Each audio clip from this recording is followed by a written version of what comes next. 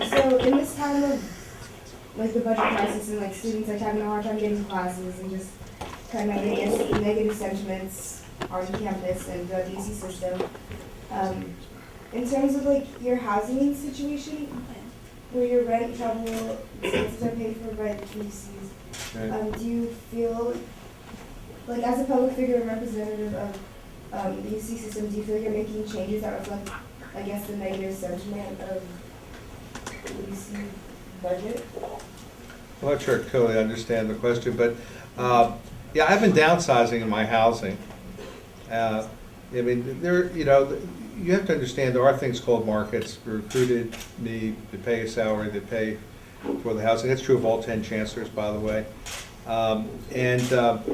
And we actually have made a lot of reductions. Some of the media was totally misleading and untrue. Such as what? Like what was I don't want to get into the specifics, but substantially the article that was in the New York Times was untrue. Okay. And we may be in litigation over this. It's just flat out untrue. So anyhow, sure, and I've been trying to cut down on that. But you have to remember, look, it wasn't my idea. I'd like to live in a studio apartment, just to be honest, and be left alone. But I invite alumni over to help in this fundraising activity. I invite business leaders. I invite leaders of the arts over. You know, you're supposed to carry out the functions of the president of the University of California, and that's what I want to do. And at the end of the day, the goodwill, the gifts, the political support, I think, makes it worth it. You may disagree, but that's where we are. So I don't really know what else to say about that. I do think we have to be careful about those types of expenditures, and I try to be very careful. I mean, every 3 weeks I get a request for all my travel expenses and so forth, and rarely does a story ever emerge. I am a notable cheapskate, so I don't buy $100 bottles of wine. I prefer in and out to most restaurants. I mean, it's just so I mean, I think it's legitimate to say, what are you doing to cut your expenses? Now, the second thing you should know, which is rarely reported, is if you look at our chancellor's compensation, the highest paid chancellor is number 50 in the Association of American Universities. And the lowest paid, unfortunately, is Henry Yang, who's number 62, dead last. So we are below market. If you look at service workers without college degrees, we are above market. That's the truth. The data is there. We can supply you with the data. In fact, the Wall Street Journal and New York Times just ran an article. That's true nationwide, but particularly true of New York and California. So that's where we are, and we're not going to get anywhere without effective leaders, and that's our job, is to find them, recruit them, and retain them. One other thing I wanted to mention, which is important to me and where the students can help, and then I know you have a question here, is I have been doing a series of high school visits, like Grant High School in Sacramento, in Anaheim, I visited a high school. So I'm trying to go to high schools with high concentrations of students of color with below average incomes, where they have programs that seem to be effective.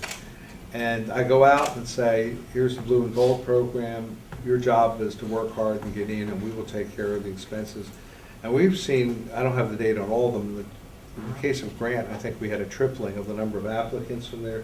And that's something the students can help out on. And every one of those visits, there were graduates of that high school who were UC students who addressed the student assembly. And it's a very good recruitment tool.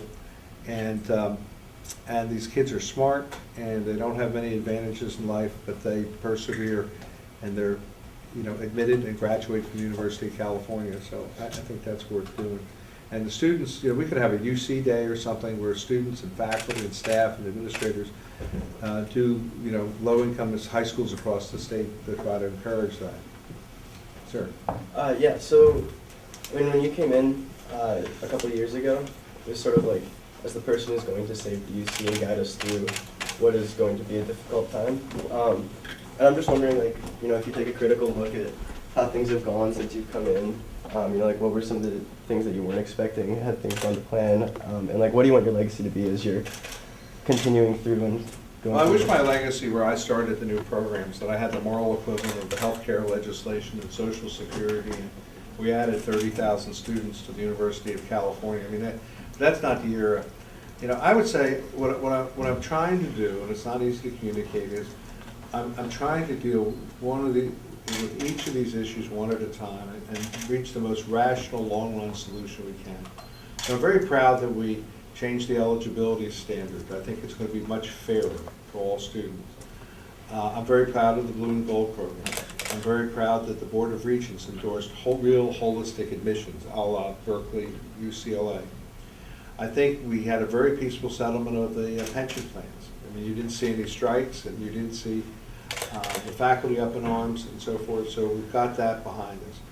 Now what I'm wrestling with is to get us on a trajectory that will leave the great University of California as a great university with a foundation to be even better in the future. So I'd like that to be the legacy. That through the worst economic time for universities probably since the Great Depression, that the University of California came through it with its quality intact, its terrific student body, its professors, and maybe this is just a foundation. Maybe we don't grow like this in the next 2, 3, 4 years, but ultimately 10, 20, 30 years from now, people will look back and say, the university was protected during that difficult time and now has the platform to make even more advances in the future. That's the way I see it.